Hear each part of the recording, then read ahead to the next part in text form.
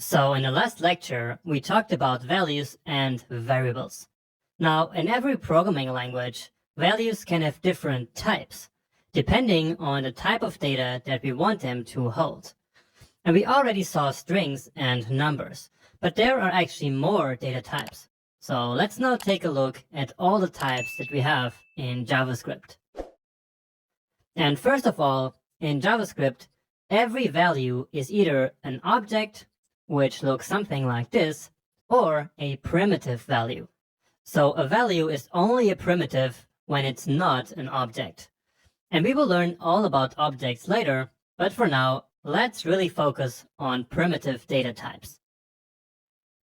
So there are 7 primitive data types: number, string, boolean, undefined, null, symbol, and big int.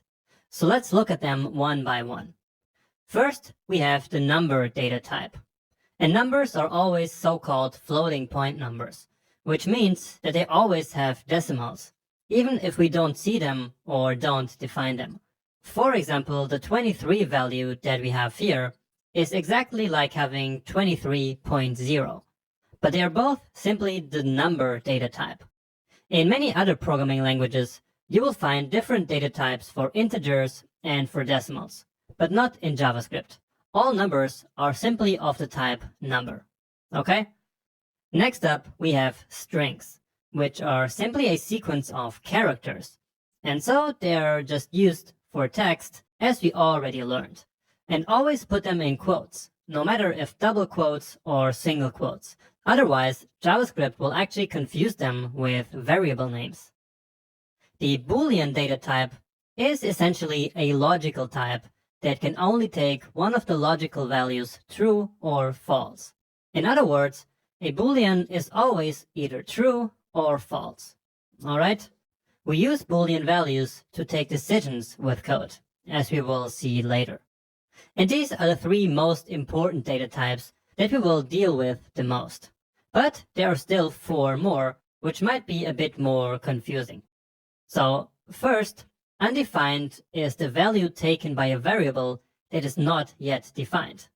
And the variable that's not yet defined is simply just a variable that we declared, but without assigning a value. For example, like this children variable here. So basically, we can say that undefined means empty value. Then there's also null, which is actually pretty similar because it also means empty value, but it's used in different circumstances. But for now, don't worry about the details. I just want you to know that null also exists for now, okay? Anyway, next we have symbol, which was introduced in ES 2015. And this data type is not really useful for us. It simply defines a value that is unique and cannot be changed. And we will talk about this briefly by the end of the course. Finally, starting in ES 2020, there is also big int, which is for integers that are too large to be represented by the number type. So basically, it's another type for numbers, and we will talk about this one in another section. So these are the 7 primitive data types in JavaScript. But there is another fundamental thing to know about types, which is the fact that JavaScript has a feature called dynamic typing. This means that when you create a new variable, you do not have to manually define the data type of the value that it contains. In many other programming languages, you actually have to do that, but not in JavaScript. Instead, JavaScript automatically determines the data type of a value when it's stored into a variable. And this distinction between value and variable is pretty important, because in JavaScript, it's the value that has a type, not the variable. So variables simply store values that have a type. Many people don't know about this detail or just don't care, but this is how it actually works. Now, another important application of dynamic typing is that later in our code, we can assign a new value with a different data type to the same variable without a problem. For example, variable x can initially be a number and then later a string. That's not a problem at all. And this can of course be very useful, but it can also be the source of some difficult to find bugs, which means errors in our code. All right, so let's now actually see these things in action. But before we talk about data types, let's quickly talk about code commenting. So in programming, we use comments to literally comment code or to deactivate code without deleting it. For example, here, I could write a single line comment using // and then I can describe what this code is doing. For example, here I can say variable name conventions. And JavaScript will completely ignore anything that is a comment. So anything that comes after // like this.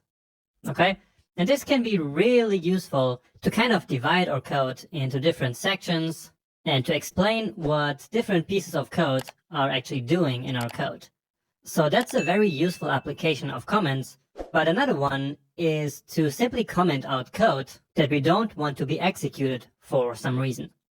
For example, let's say we don't want this code here to be executed, but we also don't want to delete it.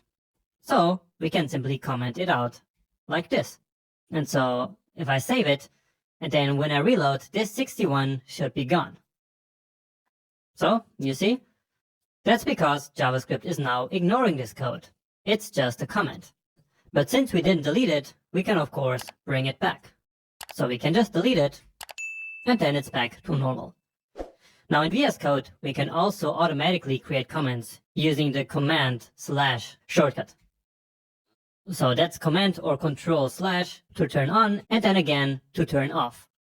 So that's single line comments, but we can go even further and also create multi-line comments. And to do that, we do it like this. We start a multi-line comment using / and then asterisk, and then we end it with the asterisk or star and then the /. And whatever comes here is then normal code. Okay? And with this, I effectively got rid of this first code that we typed in the first lecture, but without deleting it. And so I can keep it here basically as a reference. All right? And so that's what I'm going to do in every lecture now. I will always kind of get rid of the previous code by using a multi-line comment like this.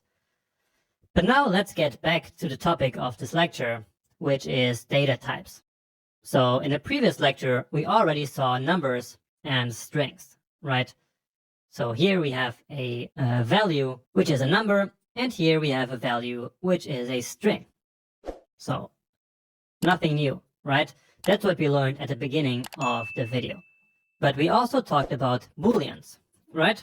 And so a boolean is a value that can only be true or false. And so if I write true, that is then automatically a boolean value, which is in this case true. Okay? And actually I can also log that to the console. And then here you get true. And you can see that it's not a string because strings are printed in white, and this value is printed in this pink. And so it's actually really a Boolean value. And of course, we can also store Booleans in variables. So let's say JavaScript is fun using the camel case notation that we learned about before, and then set it to true. And now we can log JavaScript is fun instead. But of course, the variable declaration here needs to happen before the log. And that's because JavaScript programs are executed from top to bottom like this. And more about that a bit later. Okay?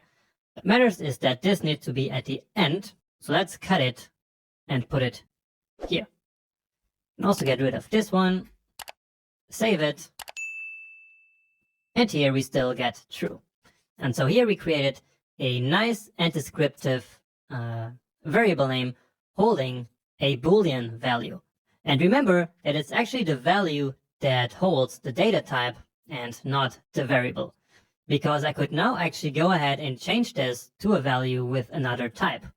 And actually I will do that in a second, But for now, let's take a look at a special operator called typeOf. So typeOf is an operator just like the plus or the minus operator that we can use to show the type of a value. So let me show you how. So again, we use console.log because we actually want to see the result of this operator in the console. So typeOf, and then let's say just true. Okay? And more about how operators actually work and what they are a bit later in this section. For now, let's just see what happens when we reload this. And we see that it's a boolean. So just as I said, the result of using this operator here on a value will be a new value, which is a string with the type of this value here. Okay? So let's do that again here. And we'll copy it just a couple of times. Just like this to make it a bit faster. And so here, let's use JavaScript is fun. And so this should also be a boolean, but just to make sure. Here, let's now use a number. And finally, a string. So just to prove you that these are actually numbers and strings. All right. And indeed, we see that JavaScript is fun is a boolean, 23 is a number, and Jonas is a string. And speaking about strings, I just want to quickly emphasize that we really always need to use quotes in order to create a string. Okay? Let's actually show that here in the console. So we can use double quotes or single quotes, but we really do need quotes in order to create a string. So Jonas, for example, is a string. Okay? And so is Jonas with single quotes. But if we do it like this, then it's not going to work. So it needs to be the same at the beginning and the end. But without any quotes at all, JavaScript will see this as a variable. And so then we get this reference error, which is saying that Jonas is not defined. And that's because it's looking for a variable that does not exist. We never declared a variable called Jonas, right? And so that's why we get this error here. So when you need a string, don't forget the quotes. This is a mistake that I see beginners make all the time. And so really be careful about that. Now, moving on, let's actually see dynamic typing in action. And remember that dynamic typing simply means that we can easily change the type of a value that is held by a variable. So that sounds a bit fancy, but it's really as simple as this. So we already have a variable called JavaScript is fun. And so let's now reassign that variable. So we do that like this. So we write the name of the variable, then equal, and then a new value. And what matters is that we do not write the let here again. So this let keyword. So the first time that we declare a new variable, we need to do it using let. But then when we want to change the value of the variable, we simply write it again like this, but without the let. So we simply assign a new value here to this already existing variable. And this is actually the first time that we did that. And so it's important to understand what happened here. Okay? So again, we first declared a new variable with this name and assigned it this true value. And then down here, we changed the value that is in the variable. So using the box analogy from before, it's like initially putting a book in a box and then later taking the book out of the box and instead putting a phone in the box. And so just like here, we changed the content of the box. In our example here, we changed from true to the string of yes.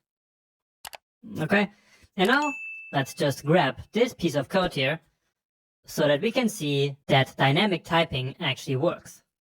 So if I reload now, then let's see, well, we get here from line 34. Let's actually simplify this here a little bit.